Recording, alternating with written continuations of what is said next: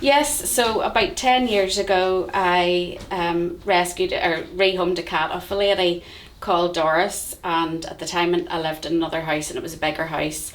And she said, "Oh, you would make a good cat foster." And that was Wendy Evans. And I said, "Oh, I suppose, I could foster the odd cat." So I decided to get started. And the first weekend, I agreed to take a cat and ended up with a granny, a mummy and her kitten, and the mummy was pregnant and she gave birth to 5 kittens that night. So overnight that's it just snowballed from there.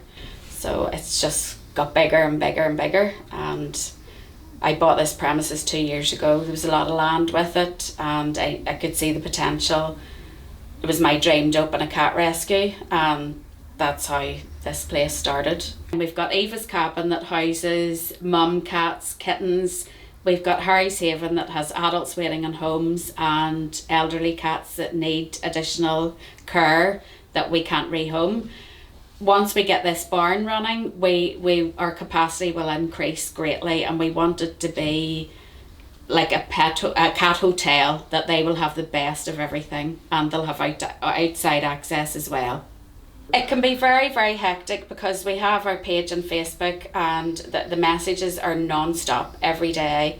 I have a lovely girl, Melissa, who's admin that page, and she helps with the messages. But any plans I make can change at any time. I might have to go anywhere around Northern Ireland to rescue a cat that's been injured, abandoned, or needs a vet urgently. So I did this myself up until the end of October last year when I took on some volunteers, and they've been amazing. Our vet bills, I would say, would run into maybe 20 or 30 grand a year. So it's a constant battle keeping afloat and keeping the rescue running, and that's not mentioning all the other expenses. The last 2 years have been very, very difficult. The first year of COVID, a lot of people were breeding their cats for money, but the numbers they couldn't get the same money that they were before. So a lot of the cats are being abandoned, taped up in boxes, mums and kittens abandoned at the side of the road, in carriers. I think the cost of living has affected people greatly too.